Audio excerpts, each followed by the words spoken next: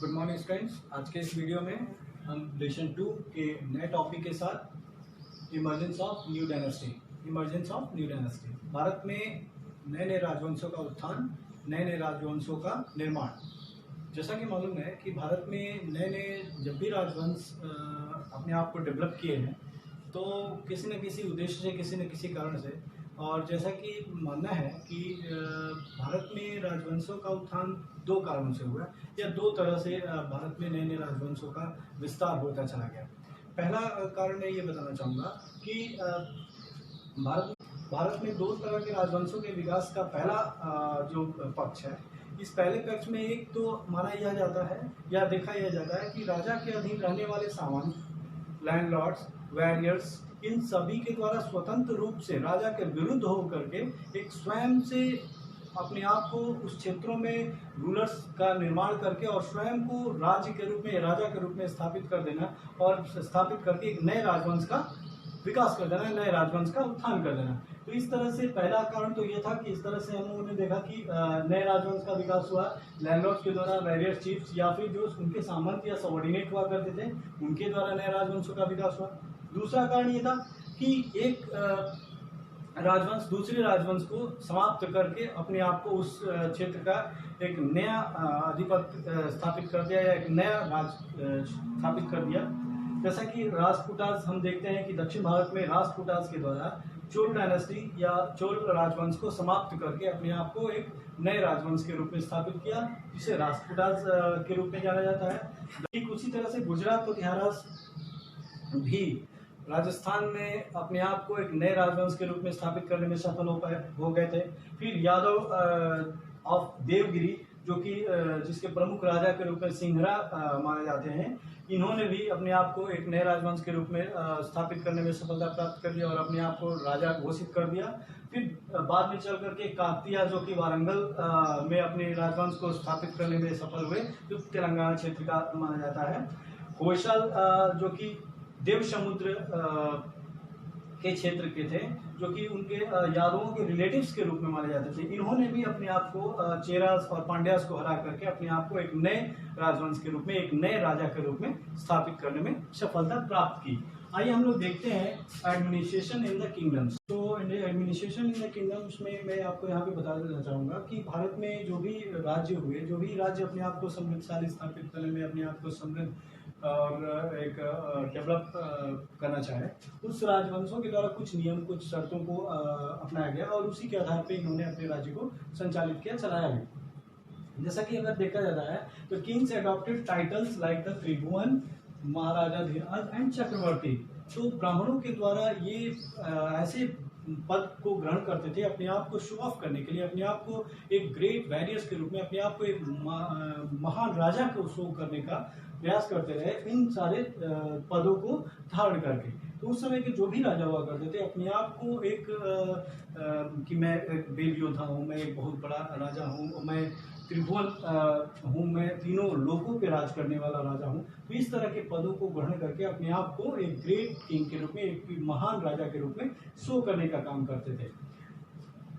Share power with the samantas. उस समय के राजा अपने अधीन सामंत के बीच, पीजन्स के बीच, ट्रेडर्स एंड ब्राह्मण्स के बीच अपनी शक्तियों का बंटवारा करते थे, यानी कि अपने अधिकारों को इन लोगों के बीच शेयर करते थे और इन लोगों के ही मदद से अपने राज्य को वो चलाने का काम करते थे। सामंत अलग अलग राज्यों में जाकर के रेवेन्यू कलेक्शन का काम करते थे, पीजेंट्स, ट्रेडर्स जो व्यापार का काम करते थे, ब्राह्मण्स जो हुआ करते थे, और ये सभी के सभी जो इसके दरबार में रहने वाले प्रमुख अधिकारी के रूप में हुआ करते थे और इन्होंने ही इसके रेवेन्यू कलेक्शंस का काम, इसके जो भी टैक्स पेयर का काम करते थे, ये सब के सब की हेल्प से ही इसके राज्य में जो भी इकोनॉमिक पावर्स हुआ करते थे, जो भी आर्थिक शक्तियाँ बढ़ती थी, इन सभी के मदद से ये अपने आप को करता था।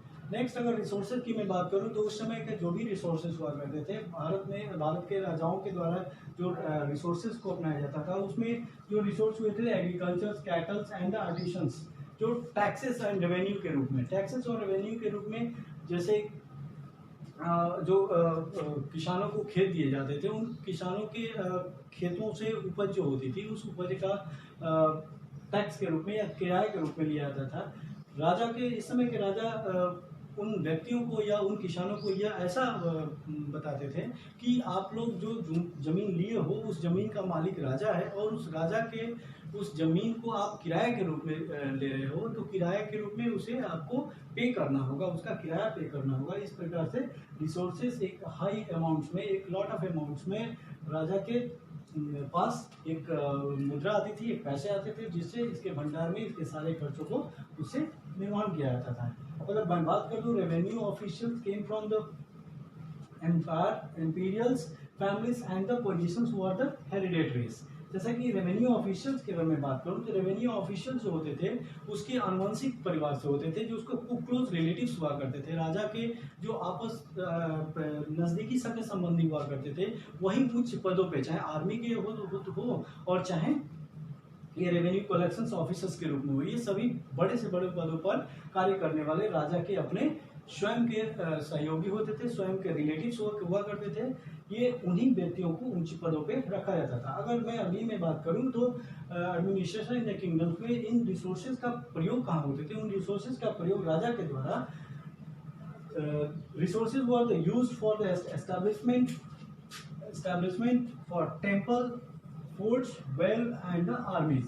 इस रिसोर्सेज का प्रयोग, उस धन का प्रयोग जो कि कलेक्शंस के रूप में, जो कि टैक्सेस के रूप में राजा को के द्वारा वसूला जाता था, वह उस समय के राजा टेम्पल के फॉर्मेशंस में उसको खर्च करते थे। मंदिर, बड़े बड़े मंदिरों का निर्माण करवाया उन्होंने, या करवाने में खर्च करते थे। फोर्ट्स, किलाओं का बनाते थे, यानी कि अलग अलग जगहों पे अपने रहने के लिए राजशाही किले बनाए। साथ साथ पानी और जल की व्यवस्था को प्रबंध रूप से, यानी कि जल की व्यवस्था को सुव्यवस्थित करने के लिए, लोगों को जल प्रबंध कराने के लिए कुएं का खुदवाए। और आर्मी, जो कि मिलिट्री, जो कि सेना की शक्ति हुआ करती थी, आर्मीज को उन्होंने बचे हुए पैसों को खर्च किया करते थे। इन क्षेत्रों में, इन मदों में राजा अपने राज्य के विकास के लिए खर्च किया करते थे। देखते हैं अगला टॉपिक, प्रशस्ति एंड द लैंड ग्रांट्स। प्रशस्ति एंड द लैंड ग्रांट्स में हमने यहाँ पे देखा कि यह एक इंस्क्रिप्शंस हुआ करते थे, ये एक लेख हुआ करते थे, जिसे हम शिलालेख के रूप में या अभिलेख के रूप में जिसे जानते हैं। ये प्रशस्ति ऐसे प्रशस्ति होते थे जिसमें राजा स्वयं को सेल्फ प्रेज के रूप में किया करता था, या अपने आप को त्रिभुवन, अपने त्रिकालदर्शी, अपने आप को चक्रवर्ती के रूप में या महाराजा धीराज के रूप में अपने आप को शो करता था कि मैं बहुत वीर हूँ, मैं बहुत बलवान हूँ। इन सारी चीज़ों को अपने सेल्फ प्रेज के रूप में एक प्रशस्ति पत्र हुआ करता था, जो कि जनता के बीच वितरण करके और अपने आप की प्रसिद्धि को सिद्ध करने का काम किया करते थे उस समय के राजा। नेक्स्ट, अगर मैं इस प्रशस्ति की बात करूँ या इस तरह के अभिलेखों की बात करूँ, तो ये अभिलेख ब्राह्मणों की मदद से बनाए जाते थे, जो कि ब्राह्मण उसके राज दरबार में प्रमुख एडमिनिस्ट्रेशन के रूप में, यानी प्रमुख एडमिनिस्ट्रेशन में हेल्प किया करते थे, मदद किया करते थे। The grants of land recorded on the copper, grants of the land recorded on copper plates given to the land owners. अब एक प्रशस्ति ऐसी प्रशस्ति होती थी जिसमें कॉपर के लेटर्स पे या कॉपर के पत्रों पे, या हम कह सकते हैं कि कॉपर का एक तरह का सीट हुआ करता था, उस सीट पे उस व्यक्ति को वो लैंड ग्रांट किए जाते थे जिस व्यक्ति को राजा देना चाहता था, और उस व्यक्ति को देने के लिए उस लेटर्स पे, यानी उस कॉपर के प्लेट पे ही लिख करके दिए जाते थे, जिसे हम ग्रांट लेटर्स के रूप में जाना जाता है, या कॉपर प्लेट जिसे कहते हैं। इसी कॉपर प्लेट पे इंस्क्रिप्शंस के रूप में लिख करके लोगों को राजा के द्वारा प्रदान किए जाते थे। इसी तरह का अगर प्रशस्ति की मैं बात करूं, तो जब राजा ब्राह्मणों को जमीन दिया करते था, तो the land which is granted to the Brahmans of the kings without taxes is called brahmadeyas, which is no in your contents.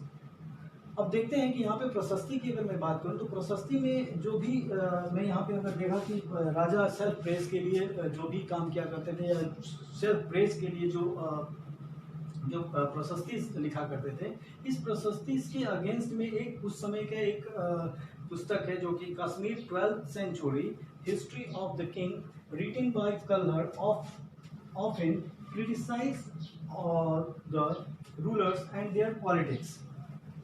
Kashmir के इतिहास में लिखा गया यह अध्याय इन इंस्क्रिप्शंस के ठीक विरोध को दर्शाता है, जिसमें आपके बुक्स में इसको हाईलाइट करके इम्पोर्टेंस करके दिया भी है। ये कल्हड़ जो है कि कश्मीर का इतिहास है। कल्हड़ के द्वारा लिखित यह पुस्तक जो कि राज तरंगिणी के रूप में जाना जाता है। इस राज तरंगिणी पुस्तक में कश्मीर के इतिहास में यह बताया गया है कि इसमें जो राजा सेल्फ प्रेज के लिए प्रशस्ति लिखा करते थे, यहाँ पे कश्मीर में सेल्फ प्रेज ना होकर के इसमें इस प्रशस्ति में राजा की बुराइयां की जाती थी, राजा की डीमेरिट्स की जाती थी, जो कि उसके द्वारा किए गए कार्यों की कमियों को बताता था। चोल राजवंश जो थे भारत के दक्षिण भारतीय राजवंश के प्रमुख राजवंशों के रूप में जाने जाते थे। यह राजवंश जो था भारत के मुतरियार फैमिली से बिलोंग करता था और इसने कावेरी डेल्टा रीजन्स के जो सॉवरिनेट किंग्स थे, पल्लव किंग्स, इनके ऊपर इन्होंने अपने अधिकार को जमाया और इसके समाप्ति के बाद, पल्लव किंग्स के समाप्ति के बाद विजय आला जो कि चोल राजवंश के एक प्रतापी राजा हुआ करते थे और इस विजयालय के द्वारा पल्लव राजवंशों को कैप्चर किया गया और उस पर अपने राजवंश की स्थापना की गई। फिर आपको देखते हैं विजय आला के सक्सेसर्स ने भारत के छोटे छोटे दक्षिण भारत के छोटे छोटे राजवंशों को अपने अधीन करना शुरू किया और उसी के क्रम में पांड्यास और पल्लव टेरिटरीज को भी अपने अधीन करते चले गए। भारत का ये जो दक्षिण भारत का ये जो राजवंश है, ये काफ़ी इम्पोर्टेंट किंगडम के रूप में जाना जाता है और इसके इम्पोर्टेंट किंग की अगर मैं बात करूं तो Raja Raja first is the most powerful rulers expand control on the most those areas. उस दक्षिण भारत के लगभग सारे क्षेत्रों को इसने अपने अधीन करते चले गए और ये राज राजा फर्स्ट एक बैरियर्स के रूप में थे और ज़्यादा से ज़्यादा अपने क्षेत्रों का विकास इनके समय में हुआ। बाद में चल करके अगर राजेंद्र फर्स्ट की मैं बात करूं तो Rajendra first is the son of Raj Raja first. इन्होंने भी अपने पिता के ही कदमों पर चला और अपने राज्य के विस्तार के लिए बड़े से बड़े युद्ध को लड़ा। बाद में ये युद्धों को लड़ते हुए और नॉर्थ इंडिया के भी क्षेत्रों तक इनका विस्तार होता चला गया और उत्तर भारतीय क्षेत्रों के राजाओं को परास्त करते हुए यह गंगा वैली रीजन्स यानी कि गंगा के तराई क्षेत्रों को भी अपने अधीन करते चले गए और गंगा को भी विजिट कर दिया। गंगा के तराई क्षेत्रों को विजिट करने के बाद ही इनका नाम गंगाई कोंडा चोला के रूप में जाना गया, गंगाई कोंडा चोला के रूप में जाना गया। इसी नाम के बाद ये इन्होंने गंगाई कोंडा चोला के बाद इनके अभियान जारी रहे और ये दक्षिण भारत के श्रीलंका और साउथ ईस्ट एशिया के लगभग रीजन को अपने अधीन करने में सफल प्राप्त हुए। नेक्स्ट अगर देखते हैं तो चोल रीजन में टेम्पल्स के फॉर्मेशन हुए, मंदिरों के फॉर्मेशन हुए, जिसमें तंजावर टेम्पल्स और गंगाई कोंडा चोलापुरम टेम्पल्स थे जो कि बेस्ट आर्किटेक्चर्स के लिए जाना जाता है।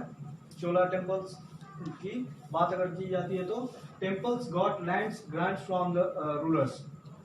जो टेम्पल्स हुआ करते थे वह सिर्फ और सिर्फ मंदिर ही नहीं होते थे या पूजा पाठ के ही सिर्फ केंद्र नहीं होते थे। इसके अलावा वहाँ पे जो फार्मर्स होते थे या फिर जो उद्योग व्यापारी हुआ करते थे, ये भी अलग अलग प्रकार से अपने उपयोग में उस मंदिर को लाया। एग्रीकल्चर और इरिगेशन की अगर मैं बात करता हूँ तो Chola dependent on the agriculture systems because they earn more and more money from this agricultures. Agriculture में भी इन्होंने बहुत अच्छे कार्य किए और एग्रीकल्चर्स को एक ब्रांचेस के रूप में इन्होंने यूज़ किया अपने साम्राज्य के विस्तार में। एग्रीकल्चर्स की अगर मैं बात करूं तो इरिगेशन में सबसे इम्पॉर्टेंट रोल प्ले की कावेरी रिवर्स के तराई क्षेत्रों में उपजाऊ मिट्टी होने के साथ साथ उसकी नदियों के जल सिंचाई के साधन के रूप में भी प्रयोग किए जाते थे।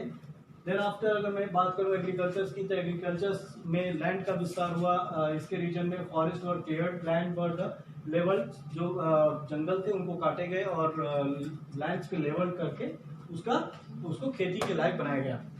Most of the irrigation was done artificially. जो इरिगेशन सिस्टम्स थे इसको कैनल सिस्टम से या फिर नए नए तरह से इसको विस्तारित किया गया और इसमें अलग अलग तरह के विकास संभव हुए या अलग अलग तरह से विकसित किया गया, जिससे इसके रेवेन्यू और जिसके इसके इकोनॉमिक पावर्स रीच होते चले गए।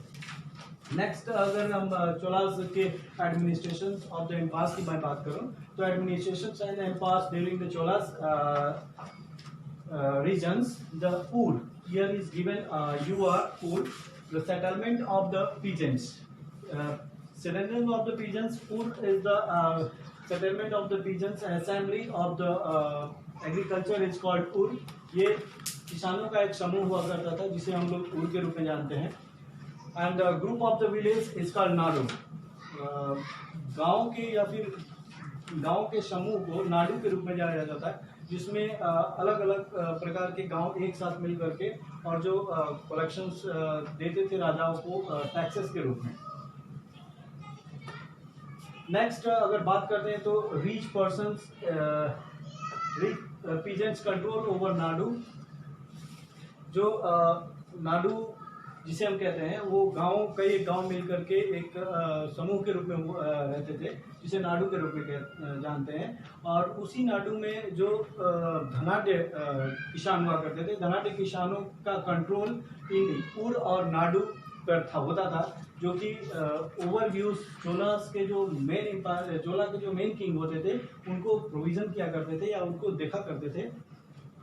चोला kings gave some rich land owners titles like the areas. जो चोला के राजा हुआ करते थे, बड़े बड़े जो किसान होते थे या लैंडलॉर्ड्स होते थे, जमींदार होते थे, उनको अलग अलग पदों को भी नवाजा था. जैसे एरियार, उनके बड़े बड़े लैंड ऑनर्स को एरियार के रूप में, पद के रूप में जिसे जाना जाता था. जैसे चोला किंग्स में भी अलग अलग पदों को नवाजा गया था.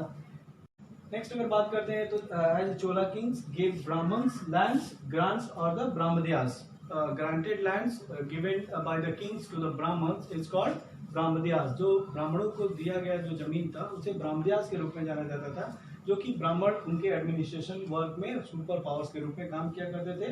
And brahmadeyas was looked after the an assembly और सभा. और असेंबली और सभा को ओवरव्यूज देखने का काम और उनके कार्यों को सही दिशा में करवाने का कार्य भी या करवाने की रिस्पॉन्सिबिलिटी भी ब्राह्मणों की होती थी, जिसको पुरस्कार के स्वरूप में ब्राह्मणों को राजा के द्वारा जमीन दान में दिए जाते थे. Thank you, thanks lot. Next video के साथ फिर मिलेंगे.